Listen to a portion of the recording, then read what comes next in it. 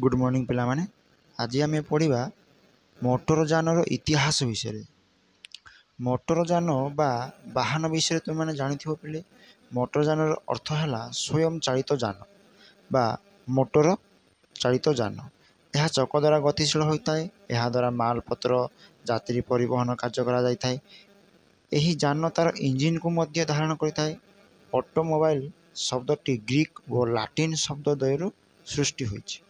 Greek शब्द auto रो अर्थ है autos स्वयं एवं लाटिन शब्द अनुसार मोबाइल्स रो अर्थ है मुवेबल गतिशील। एथिरू स्पष्ट जे मोटरयान निजे गतिशील।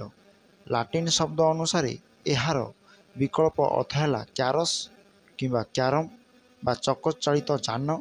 फ्रेंच शब्दर अनुसार यार अर्थ है काठ चक अख चालित शगड़। यह स्पष्ट जे मोटरयान चारि चक विशिष्ट और सड़क पथ गतिशील। एथिरे जड़े किंबा दुई जनक पई बसिबार व्यवस्था थाए। मुख्यतः यह माल व यात्री परिवहन पई तैयारी होइथाए। एही अध्याय रे गोटे शगड़ चक्र गठन और कार्य विषय आलोचना करा जाइछि। मोटरयानर उद्भावन सह सह हजार वर्षर निरविच्छिन्न उद्यम व विकासर विभिन्न पर्याय दे यह संभव हो पारिछि। एथिरू शिखिले ऑटोमोबाइल शब्दटी ग्रीक व लाटिन शब्द द्वयरू सृष्ट। ऑटो अर्थात ग्रीक, लाटिन अर्थात मोबाइल, ऑटोमोबाइल। आम ओडिया भाषा रे मध्य ऑटोमोबाइल को ऑटो माने स्वयं एवं मोबाइल माने मुवेबल। इंग्लिश रे मुवेबल बोल कहा जाए। मुवेबल माने कौन बोले? मुवेबल मान होची घूरी बुलिबा जे स्वयं निजे गतिशील। यह को ऑटोमोबाइल बोली कहा जाए। एवं विभिन्न भाषा रही जेमितिका फ्रांस भाषा रे यह को कार्ट बोली कहा जाए। ओडिया रे कौन कार्ट माने शगड़। चकर उद्भावन केमिति हैला जानी रख जे चकर व्यवहार मनीष सभ्यतार आरंभ ही करा जायछि। सही समय चक एक प्रधान यांत्रिक उद्भावन बोली विवेचित। बहु प्राचीन कारीगरी कौशल द्वारा यही चकर उद्भावन होइतिला जहाँकि केतेक तत्व उपर आधारित। बोध हुए चकर उद्भावन प्राय नूतन प्रस्तर युग निलिथेटिक एज रे ही होइतिला। परे परे वैषयिक ज्ञान कौशल विकास जोगु ब्रॉन्ज युगर अभ्युदय हैला।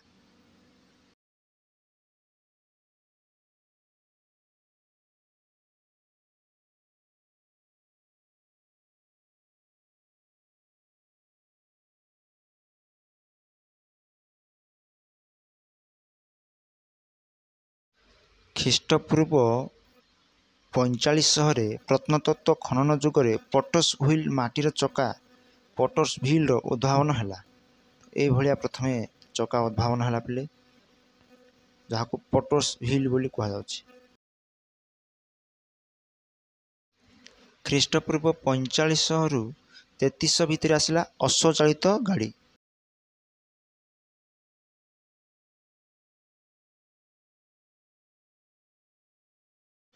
ये पिले आसला ख्रीष्टपूर्व 3300 रु 2200 जहाको ब्रॉन्ज युग बोली कहा जाउछि। ब्रॉन्ज युगरे किछि एपरि अस्त्र शस्त्र देखिबाकू आमे पाउछे। आ ब्रॉन्ज युगर लोक मानक मध्य आमे किछि एभली देखुछे।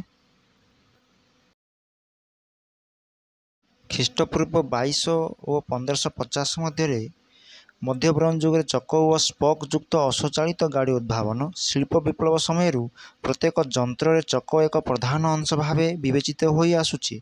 जदिव चकर उद्भावन स्थान और समय अद्यावधि द्वंद्वात्मक तथापि यह स्वीकार्य जे चकर उद्भावन और व्यवहार प्राचीन सभ्यता समय ही आरंभ होइछि।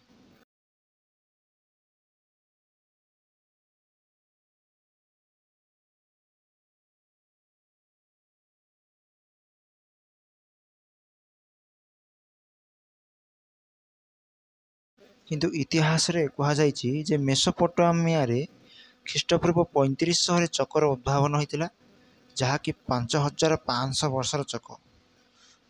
ये से चक पिले जोटा कि 5500 वर्षर तलर चक।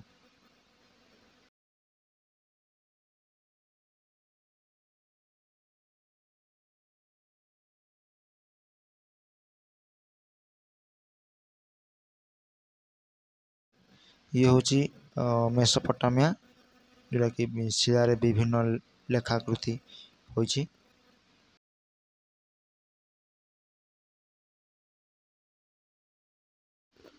प्राय ख्रीष्टपूर्व 3200 मेसोपोटामिया चकयुक्त अश्वचालित घोड़ागाड़ी द्वारा माल परिवहन करा जाइथुला। भारतीय पौराणिक किंवदंती अनुसार घोड़ी गाड़ीर व्यवहार प्राय ख्रीष्टपूर्व 3000 भारत में होइथिला। जानिबार कथा जे घोड़ी गाड़ी निर्माण में चकर व्यवहार पूर्व सेगुड़ी विभिन्न शिल्प और कलकारखाना प्रयोगात्मक भाव व्यवहार करा जाउथिला। इजिप्ट देशर लोक माने प्रथमे 2 चकिया चक अक्ष संयुक्त स्पोक घोड़ी गाड़ी प्राय ख्रीष्टपूर्व 2000 व्यवहार करुथिले, किंतु यूरोप देश में प्राय ख्रीष्टपूर्व 1400 एहीपरि 2 चकिया घोड़ी गाड़ीर व्यवहार थिबा विश्वास करा जाए।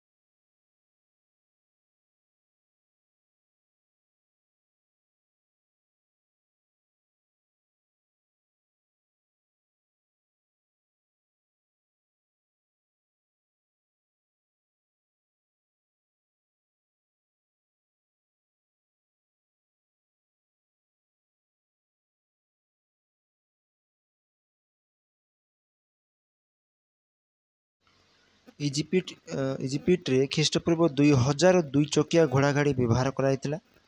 परे किंतु ताठारो अधिक कम जो कि 1400 ख्रीष्टपूर्व आम देखा पाचे घोड़ा गाड़ी यूरोप रे।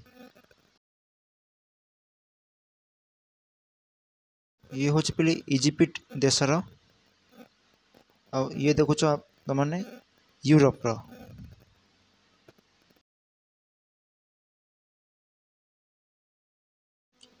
चक ओ एहार गठन अखयुक्त प्रतिसम जे कौनसी पदार्थर वृत्ताकार पथरे घूर्णन चक बिना संभव हो न थाए।